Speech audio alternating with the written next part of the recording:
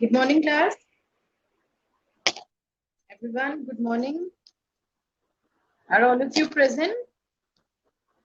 Should we start? आवाज आ रही है सबको? Am I audible, children?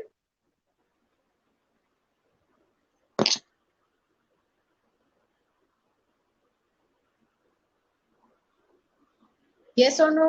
आवाज आ रही है सबको clearly? Okay, so let's start. Just a second.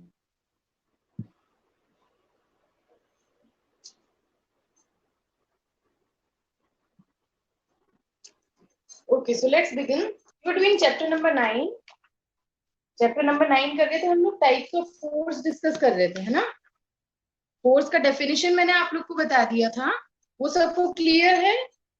Definition of force is clear to everyone? कोई डाउट है उसमें? Rajvi, doesn't matter. I'm not writing anything on the board as of now, so leave it. उसको छोड़ो, आवाज देख लो, आवाज clear आनी चाहिए, ठीक है? या सो टेल मी, चैप्टर पढ़ा था आपने जो मैंने एक्सप्लेन किया था, is it clear to all of you?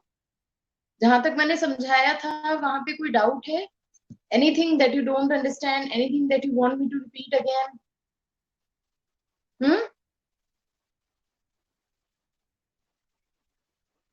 So should we continue? Okay, so come to the next page. We were doing page number 78. इसमें मैंने आपको पहले क्या बताया था? मस्कुलर फोर्स, और फिर बताया था फ्रिक्शन फोर्स. तो मैं रिपीट कर रही हूँ उसको एक बार. Types of force we were discussing. There was muscular force, then the second is friction force, third one is mechanical force, fourth elastic force, fifth magnetic force, and sixth is gravitational force. ठीक है? There are 6 types of forces that we have to study here. It's on page number 78. ठीक है? Page number 78 देखेंगे. तो first one is muscular force. Muscular force मैंने बताया था आपको, it is the force which is exerted by our muscles. हमारी muscles जो एक्सर्ट करती है फोर्स किसी ऑब्जेक्ट पे, जैसे कि suppose we have to pick up our school bag अगर रखा हुआ है, उसको उठाने के लिए हम क्या करेंगे? हमारी मसल्स जो होंगी यहाँ पे वो उसको हेल्प करेंगी उठाने में, isn't it? So that is the muscular force which is exerted by yourself. आप जो खुद से फोर्स लगा रहे हो किसी ऑब्जेक्ट पे उसको उठाने के लिए या उसको मूव करने के लिए, वो होता है क्या? Muscular force. ठीक है? The force applied by your muscles. Muscles से जो फोर्स डायरेक्ट अप्लाई होता है वो होता है आपका मस्कुलर फोर्स. ठीक है? जैसे फुटबॉल किक करनी है आपको, या फिर फुटबॉल किक करनी है, बैग उठाना है, बकेट उठानी है वाटर की. So these are the categories where we apply muscular force. हमें मस्कुलर फोर्स अप्लाई करना पड़ता है. ठीक है? The second one is friction force. Friction force क्या होता है? जो ऑब्जेक्ट के मोशन को अपोज करता है. सपोज दो बॉडीज यहाँ पे कांटेक्ट में है, ठीक है? They are moving like this, इस तरीके से चल रही है. तो यहाँ पे इन दो ऑब्जेक्ट के जहां पे कांटेक्ट हो रहा है वहां पे जो फोर्स होगा दैट इज फ्रिक्शन फोर्स. मतलब अगर ये ऑब्जेक्ट इधर जा रहा है तो इसके ऑपोजिट डायरेक्शन, मतलब इस तरफ, इधर की साइड पे जो फोर्स लगेगा वो क्या करेगा? उसको अपोज करेगा, उसको इजीली मूव नहीं होने देगा वहां पे. ठीक है? तो उसको हम क्या बोलते हैं? Friction force. ठीक है?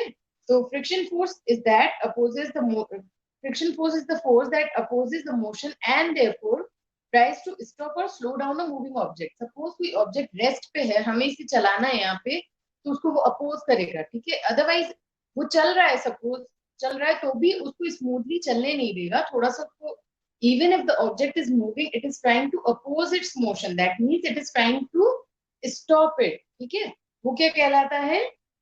Friction force. Not exactly stop कर पाएगा बट अपोज करेगा उसको. ठीक है? It will be applied in the opposite direction. ठीक है?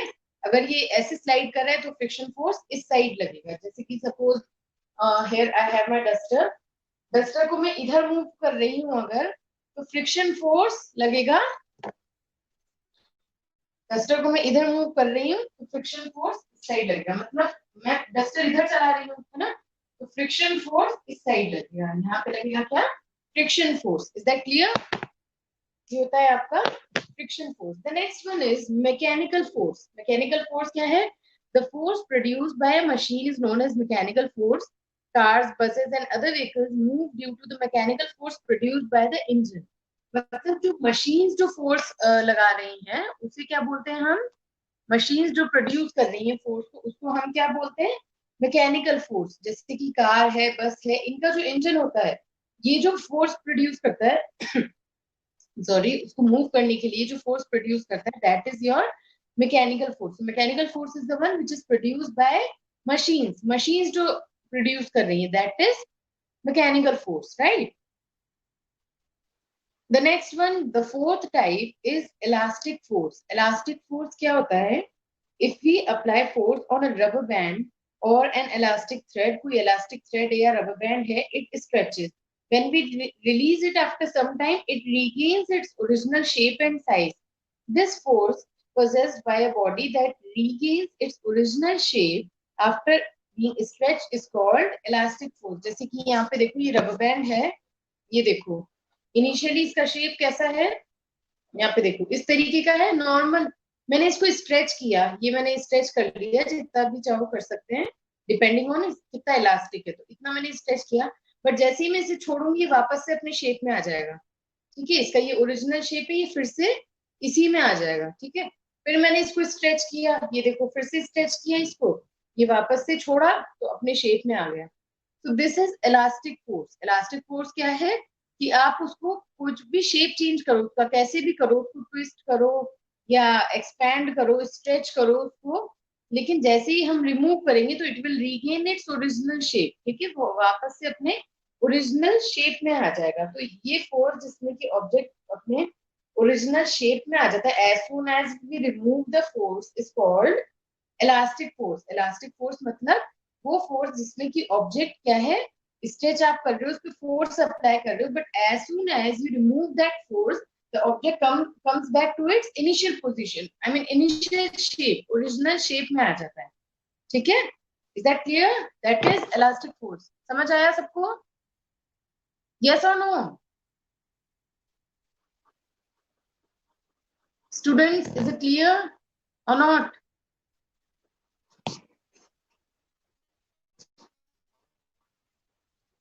Okay. Now coming to the next type, which is magnetic force. Magnetic force क्या होता है? The force exerted by a magnet. Magnet जानते ही सब आप.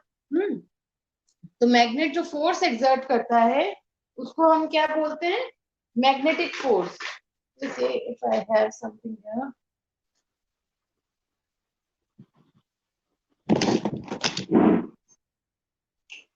देखो ये बॉक्स है मेरे पास एक, इसमें क्या है, अंदर की साइड मैग्नेट है. ठीक है, ये बॉक्स है, इसमें अंदर की साइड मैग्नेट है. तो ये क्या होगा, एक आयरन का पीस है, इसमें आयरन कंटेंट है थोड़ा सा, ये क्या होगा अपने आप इससे अट्रैक्ट हो जाएगा. देखो गिरेगा नहीं है ना, नहीं गिर रहा.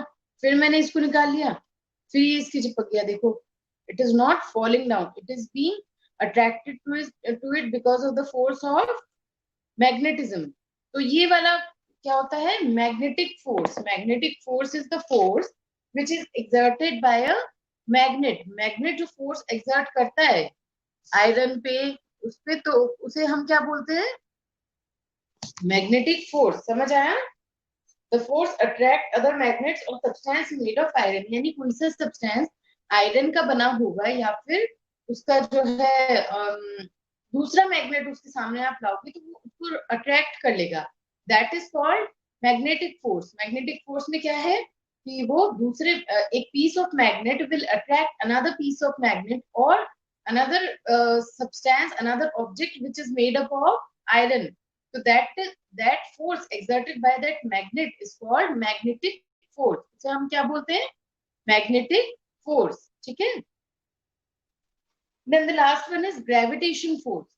Gravitational force is the force which with which any two objects pull each other. कोई दो objects एक दूसरे को जिस force से pull करते हैं वो होता है gravitation force. क्या वो आवाज नहीं आ रही है? अब सही आ रही है?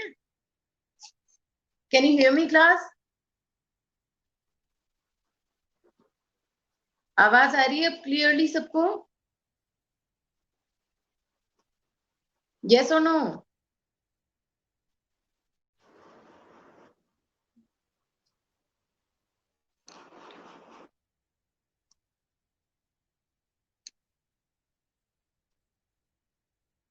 ठीक है, तो क्या होगा, ग्रेविटेशन फोर्स क्या होता है, कोई भी दो ऑब्जेक्ट है, सपोज ये बोर्ड है और मैं बैठी हूं इधर, तो क्या होगा, there will be force between these two objects, मेरे में और ये, या फिर ये बुक है, सपोज ये बुक यहाँ रखी है और ये बोर्ड है, there will be a force of attraction between these to.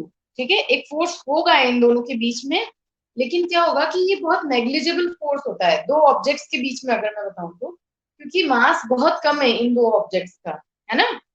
दूसरा लगता है अर्थ और बाकी सारे ऑब्जेक्ट्स के बीच में, मतलब कोई भी चीज है अगर मेरे पास, अगर मैं उसको छोड़ूंगी ऐसे फ्रीली, तो अर्थ क्या करेगी, उसको अपनी साइड अट्रैक्ट करेगी। ये है रबर बैंड, मैंने इसको छोड़ा तो कहाँ गिरा, ये नीचे गिरेगा सीधे। नीचे क्यों गिरेगा, क्योंकि अर्थ का मास हमारे कंपैरिजन में, छोटे छोटे ऑब्जेक्ट के कंपैरिजन में बहुत ज्यादा है, बहुत ज्यादा है। तो क्या होगा, अर्थ क्या करती है, हर चीज को अपनी तरफ अट्रैक्ट करती है, इजंट इट। कोई भी चीजें गिरती है तो अल्टीमेटली फ्लोर पे गिरती है ना, क्योंकि अर्थ उसको अट्रैक्ट कर रही होती है। तो वो फोर्स जिससे अर्थ उस ऑब्जेक्ट को अट्रैक्ट कर रही है अपनी तरफ, उसे हम बोलते हैं ग्रेविटेशनल फोर्स। अब अर्थ के केस में ये इतना इफेक्टिव इसलिए है क्योंकि रबर बैंड का मास अर्थ के मास के रिस्पेक्ट में बहुत नेग्लिजिबल है ही नहीं, है ना, जीरो है लगभग, as compare to the mass of the earth. Earth तो कितनी बड़ी है, उसके कंपैरिजन में इसका मास बहुत कम है, तो ये खींच लेता है अपनी तरफ। लेकिन अगर दो ऑब्जेक्ट्स की मैं बात करूं, जैसे बुक और बोर्ड का एग्जांपल दिया मैंने, इन दोनों का मास बहुत कम है, तो ये अट्रैक्ट होते हुए नहीं दिखेंगे आपको, मतलब अगर पास में रखूंगी तो अट्रैक्ट नहीं हो जाएगा सीधे वो, लेकिन एक फोर्स दोनों में लग रहा होगा, दैट इज ग्रेविटेशनल फोर्स। तो वो force is not that effective in case of any other object, but in case of earth and कोई सा भी ऑब्जेक्ट दूसरा है, अर्थ के साथ कोई भी दूसरा ऑब्जेक्ट है, तो ग्रेविटेशनल फोर्स बहुत ज्यादा होता है, बहुत इफेक्टिव होता है। तो क्या होता है, वो अर्थ हर चीज को अपनी तरफ खींच लेती है, so that is called gravitational force. Gravitational force is the force of attraction between any two objects, और the force with which the earth pulls everything towards itself. ठीक है, whenever we throw something, it always comes back to the ground because of the gravitational force exerted by the earth on that object. मतलब कोई भी चीज आप चाहो तो ऊपर भी फेंकोगे इसको, तो भी वो नीचे ही आ जाएगी, है ना, क्योंकि एक आपने जो फोर्स लगाया उससे ऊपर तो जाएगा, जैसे ही वो फोर्स का इफेक्ट खत्म हो जाएगा, अर्थ उसे फिर से अपनी तरफ खींच लेगी, है ना। तो उसे हम क्या बोलते हैं, gravitation force. This force is responsible for keeping us bound to the अर्थ।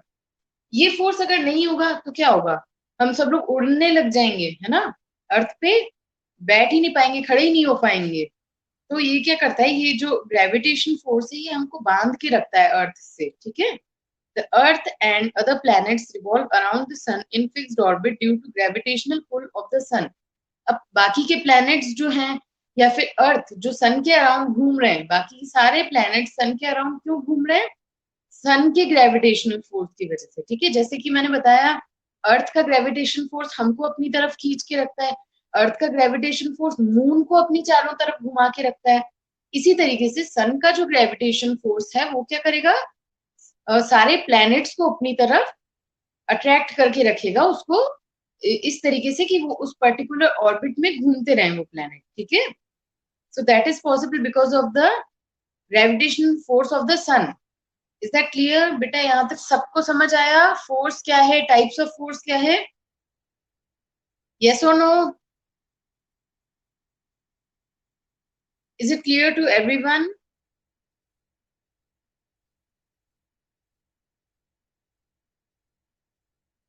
ठीक है, बोलो, अब कोई डाउट है यहाँ पे, कोई भी वर्ड जो आपको नहीं समझ आया, कोई भी पैराग्राफ जो आपको नहीं समझ आया हो, anything that you didn't get in this topic, please comment and tell मी।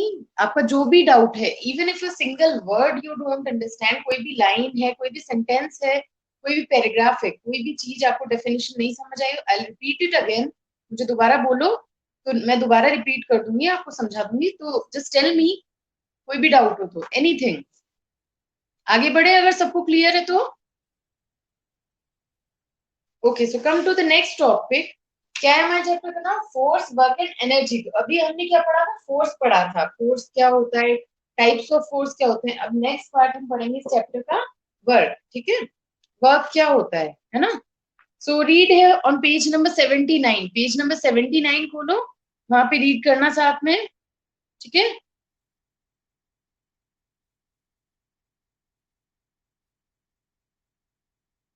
राजवीर कहाँ पूछ रहे हो आप? रिस्पॉन्सिबल इफ स्पेलिंग का मतलब क्या है? रिस्पॉन्सिबल मतलब जिम्मेदार होना, कि ये ग्रेविटेशन फोर्स इसके इसका जिम्मेदार है ना। मतलब कहते हैं ना कि this is because of this gravitation force, है ना। तो मैं बोल रही हूँ कि हम अर्थ से बाउंड हैं। This gravitation force is responsible for it, that we are bound to earth, है ना। हम अर्थ से बंधे हुए हैं, इसकी जिम्मेदारी ग्रेविटेशन फोर्स है। तो आई कैन ऑल्सो से कि we are bound to earth because of this gravitation force, मतलब इसकी वजह से, है ना। तो इस ग्रेविटेशन फोर्स की वजह से हम लोग अर्थ के बाउंड हैं, हम लोग अर्थ से बंधे हुए हैं। मतलब हम लोग अर्थ से ऊपर नहीं जा सकते एकदम से, है ना। We we can walk easily on the earth, we remain attracted to the surface of the earth. मैं आप मैं क्या, पूरे ऑब्जेक्ट, कोई भी ऑब्जेक्ट है ना। So this is because of this gravitation force. तो responsible here you can see is because of the gravitation force. Rajveer समझ आया? यस और नो?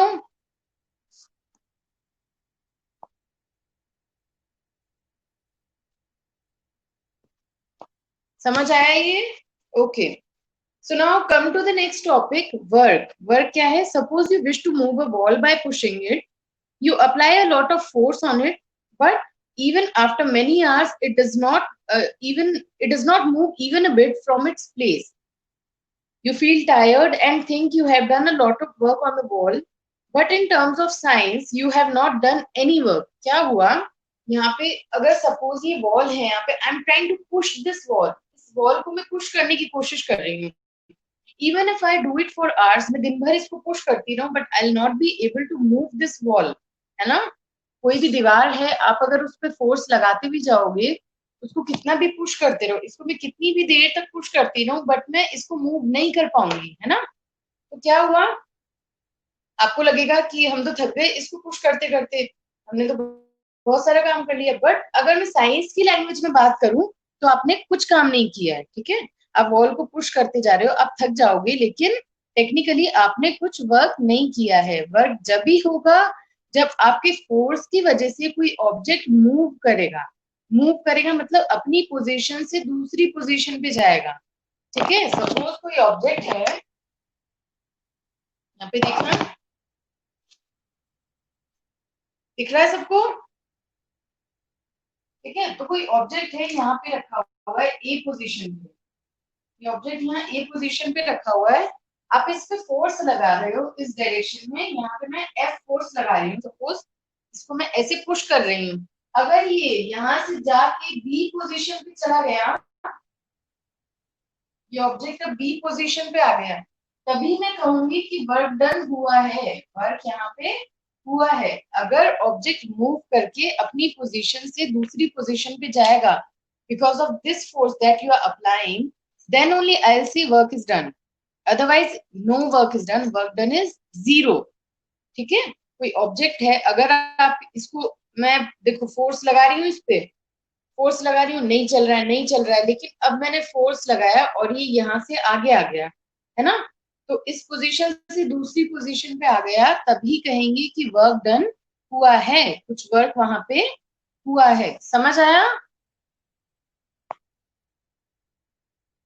बोर्ड नहीं दिख रहा तो यहाँ पे देख लो। सपोज यहाँ पे ये पेन रखा हुआ है, मैं इसको पुश कर रही हूँ, नहीं मूव कर रहा है ये, है ना। एक मिनट, हाँ, यहाँ पे रखा है, मैं इसको पुश कर रही हूँ, नहीं मूव कर रहा, बहुत देर से कर रही हूँ, अभी भी नहीं कर रहा। ठीक है, तो मैं थक भी गई, even if I am tired, but I have not done any work, क्योंकि मैं फोर्स तो लगा रही थी, लेकिन ये ऑब्जेक्ट मूव नहीं किया। अब मैंने वापस से इस पे फोर्स लगाया इस तरीके से, और मेरे फोर्स की वजह से देखो, ये यहाँ था पहले, यहाँ से चल के यहाँ पे आ गया। ठीक है, इस तरीके से यहाँ पे आ गया। Now I can say that it has change, its position because of the force that I am applying. मेरे फोर्स की वजह से ये ऑब्जेक्ट यहां से चल के यहाँ पे आ गया, तब मैं कहूंगी there is work done, work कुछ यहाँ पे हुआ है, ठीक है। वर्क डन की वैल्यू कुछ आएगी यहाँ पे, मतलब अब वर्क हुआ है जब ऑब्जेक्ट हमारे फोर्स की वजह से एक पोजीशन से दूसरी पोजीशन पे जाता है। अच्छा, अगर दूसरी पोजीशन पे जाके वापस वहीं पे आ जाता है तो भी वर्क डन नहीं होगा, तो भी हम कहेंगे वर्क डन नहीं हुआ है। मतलब सपोज ये यहाँ पे है, इस तरीके से घूम के ये सब जगह घूम के वापस से यहीं पे आ गया, तो भी वर्क डन नहीं हुआ है।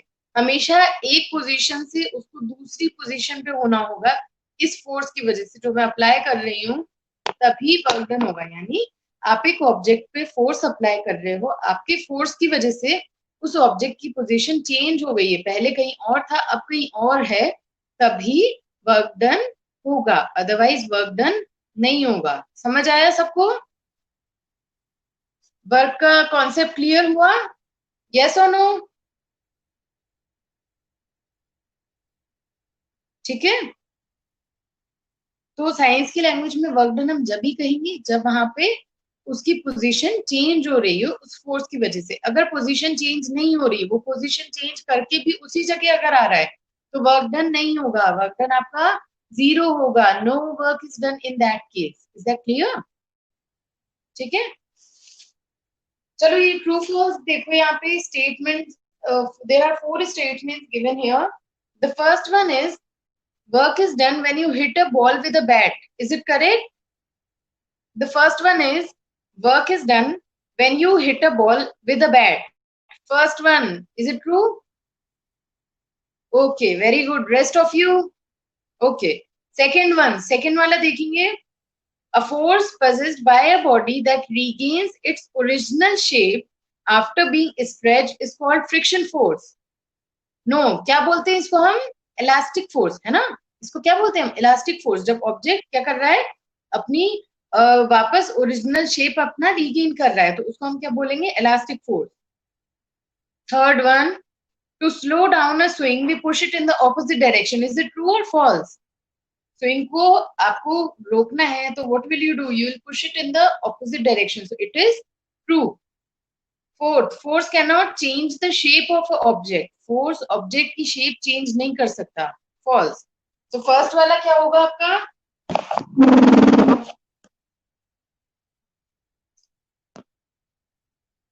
एक मिनट, हाँ,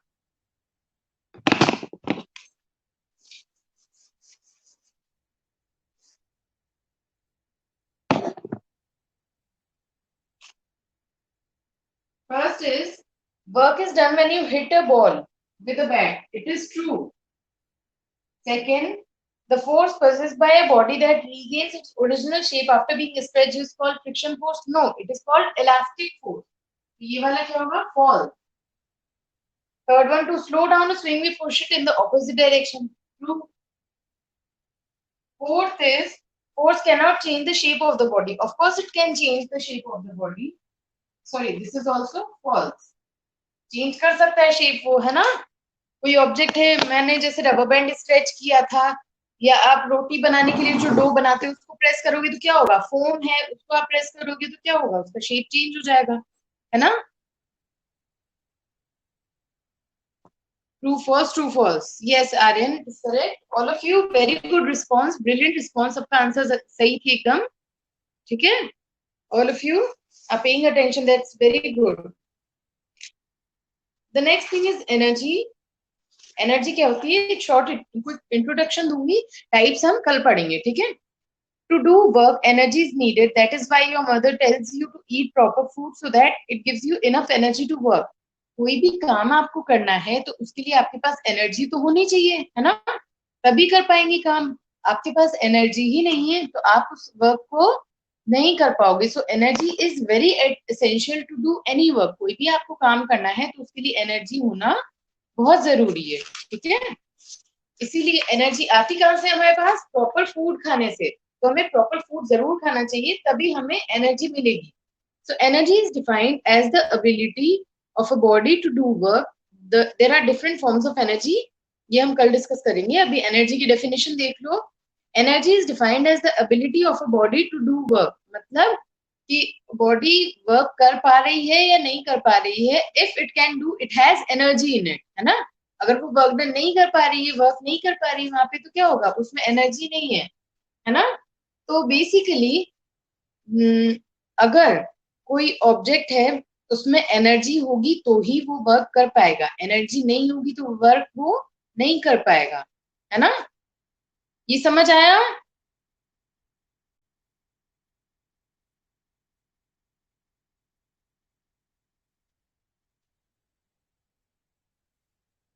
कुशल, ओके। क्या होता है, स्ट्रेचेबिलिटी चेंज हो जाती है ऑब्जेक्ट की। जैसे सपोज अगर ये रबर बैंड है मेरे पास, ठीक है, यहाँ पे ये अभी तो टाइट है, अगर मैं इसको ज्यादा देर तक इस तरीके से स्ट्रेच कर दूंगी या बार बार इसको मैं स्ट्रेच करूंगी, तो क्या होगा, इसका इलास्टिक जो स्ट्रेंथ है वो थोड़ी कम हो जाएगी, तो ये लूज हो जाएगा थोड़ा, ठीक है। तो वो रबर की प्रॉपर्टी होती है कि आप उसको बार बार किसी चीज को स्ट्रेच करोगे। अच्छा, मैं बहुत ज्यादा स्ट्रेच कर दूंगी तो क्या होगा, ये टूट जाएगा वहां से, है ना। बहुत ज्यादा अगर मैंने स्ट्रेच कर दिया तो क्या होगा, अल्टीमेटली ये टूट जाएगा, है ना। तो वो इलास्टिक की प्रॉपर्टी होती है। लेकिन जो फोर्स इसमें है, जो इसको वापस से उस शेप में ला रहा है, भले ही थोड़ा लूज हो गया, ठीक है, लेकिन फिर भी शेप में तो आ रहा है ना वो अपने, तो वो इलास्टिक फोर्स होता है। मतलब मैंने इसको इतना स्ट्रेच किया, ऑब्वियसली इसका शेप ऐसा नहीं हो जाएगा, कितना भी कर लू इसका शेप सेम ऐसा नहीं रहेगा। जैसे ही मैं इसको छोड़ूंगी थोड़ा लूज ही सही, लेकिन वापस से ये ऐसा हो जाएगा। तो वो केस होता है इलास्टिक फोर्स। ये ऐसा क्यों हो रहा है, this is because of the elastic force which brings it to the original shape. समझ आया कुशल आपको। क्या है, इलास्टिक प्रॉपर्टी होती है मटेरियल की, बहुत ज्यादा उसको स्ट्रेच करोगे तो वो वापस से शेप उसका थोड़ा चेंज हो जाएगा ओरिजिनल से, लेकिन वैसा नहीं होगा बिल्कुल जैसा आप उसको बना रहे थे। ठीक है, समझ आया। यस और नो।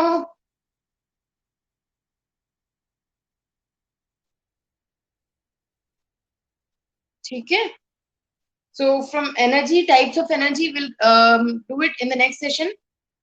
हाँ, थोड़ा लूज हो जाएगा वो उसकी प्रॉपर्टी होती है कि वो थोड़ा सा लूज हो जाएगा, ज्यादा स्ट्रेच करोगे तो, ठीक है।